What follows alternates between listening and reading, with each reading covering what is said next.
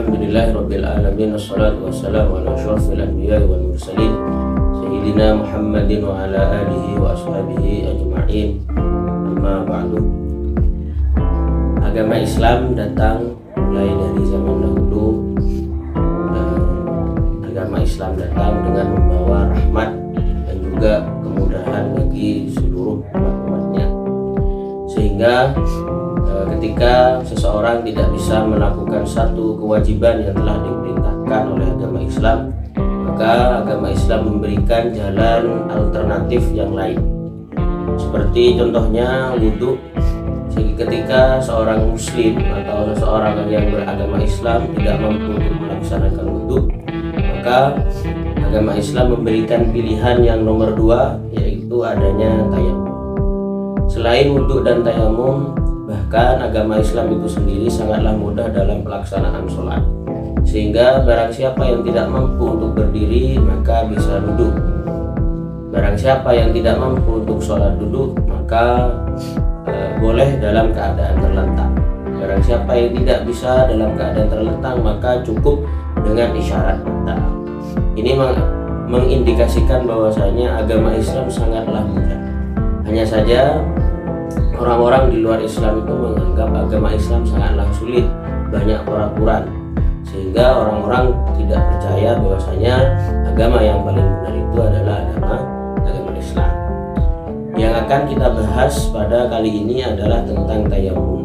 Tayamum itu sendiri adalah alternatif nomor dua yang bisa dilakukan oleh seseorang ketika seseorang itu tidak bisa melakukan wudhu. Akan tetapi tayamum itu sendiri berbeda dengan wudhu itu sendiri. Kalau wudhu yang pertama karena menggunakan air, akan tetapi tayamum itu tidak menggunakan air. Jadi ketika ada seseorang tidak menemukan air atau dia itu tidak mampu menggunakan air, maka dia boleh melakukan yang namanya tayamum. Mari kita bahas ada 5 syarat yang harus terpenuhi sebelum seseorang itu boleh melakukan tayamum. Karena tayamum itu sendiri adalah suatu keringanan bagi seseorang yang tidak bisa melakukan itu. Sehingga poin yang pertama adalah wujudul udri, atau yang bisa dikatakan sebagai adanya kesulitan. Baik kesulitan itu bisa terjadi disebabkan adanya perjalanan atau bepergian yang sangat jauh, atau kesulitan itu bisa terjadi akibat suatu sakit, sehingga boleh melakukan yang namanya tayamum. Poin yang kedua adalah masuknya waktu sholat. Karena tayamum ini adalah suatu keringanan, jadi tidak boleh langsung dipilih. Maka ketika waktu sholat belum masuk, maka seseorang tidak boleh melakukan tayamum. Jadi ketika sudah masuk waktu sholat, maka seseorang boleh melakukan yang namanya tayamum. Poin yang ketiga adalah mencari air. Sehingga bagi seseorang yang belum mencari air di sekitarnya, maka tidak boleh dia langsung melakukan yang namanya tayamum, sehingga dia berusaha terlebih dahulu untuk mencari kewajiban yang pertama, apa itu wudhu. Wudhu harus menggunakan dengan air. Ketika sudah mencari namun tidak menemukan air tersebut, maka boleh dia melakukan tayamum. Dekat airnya, jadi ada contoh jarak dia dengan air dekat, tapi untuk sampai kepada air tersebut banyak penghalang. Contohnya dihalangi oleh binatang buas atau dihalangi oleh musuh, maka boleh untuk melakukan yang namanya tayamum. Poin yang keempat atau syarat yang nomor 4 itu adalah dia tidak mampu untuk menggunakan air. Ada air tapi dia tidak mampu. Contoh mungkin karena sakit atau luka-luka yang lain yang tidak boleh terkena air, maka dia boleh melakukan yang namanya tayamum. Bahkan ada contoh yang mengatakan bahwasanya ketika seseorang itu menggunakan air, bisa dia akan hilang nyawanya atau akan meninggal, maka dia boleh melakukan yang namanya tayamum. Yang terakhir, tayamum itu dilakukan atau menggunakan debu. Ingat, adalah debu. Debu di sini hukumnya harus yang suci. Jadi ada satu syarat yang mewajibkan yang ada di dalam debu itu sendiri, yaitu debu yang bisa berhamburan. Jadi ingat poin yang terakhir yang harus kita penuhi, yaitu tayamum itu harus menggunakan debu. Kalau menggunakan yang lain, pasir atau batu-batuan kecil, maka itu tidak diperbolehkan. Yang diperbolehkan hanya menggunakan debu yang suci. Kemudian bagaimana tata cara tayamum itu sendiri? Karena tayamum itu berbeda dengan pelaksanaan wudhu. Maka kalau di dalam wudhu banyak anggota yang harus diusap, yang harus dibasuh, tetapi kalau di dalam tayamum itu cukup muka dan kedua tangan. Jadi kalau di dalam tayamum itu yang pertama rukunnya atau fardunya ada yang namanya niat. Niat itu sendiri beda dengan wudhu.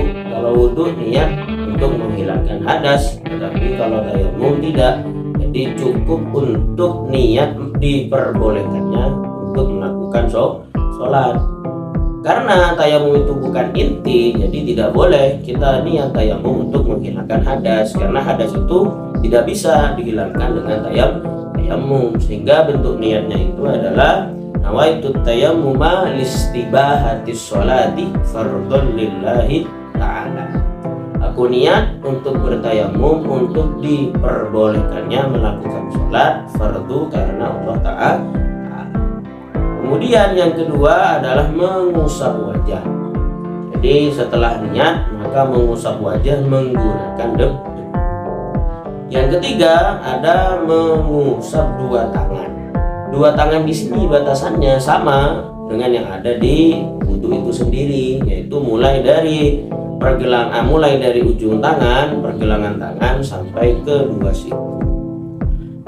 Poin yang terakhir yang ada di dalam fardunya tayamum itu adalah tartib atau berurutan, sehingga tidak boleh seseorang itu membolak-balik tangan dulu, kemudian muka, kemudian baru niat. Ini yang tidak diperbolehkan. Sehingga kesimpulannya bahwasanya tayamum itu yang pertama tidak boleh dilakukan terlebih dahulu sebelum dia melakukan beberapa syarat atau sebelum dia memenuhi syarat, di mana syarat itu nanti bisa diperbolehkan yang namanya tayamum.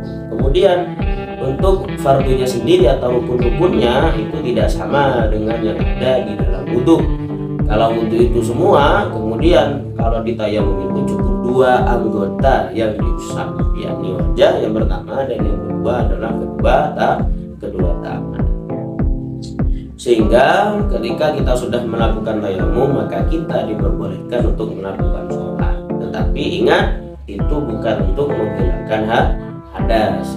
Itu sehingga Islam itu sangatlah mudah bagi orang yang tidak bisa melakukan wudhu dengan berbagai ketentuan.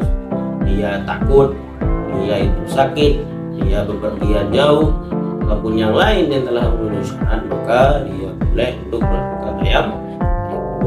Terima kasih, semoga bermanfaat. Jika ada pertanyaan silahkan dicantumkan di kolom komentar. Assalamualaikum warahmatullahi wabarakatuh.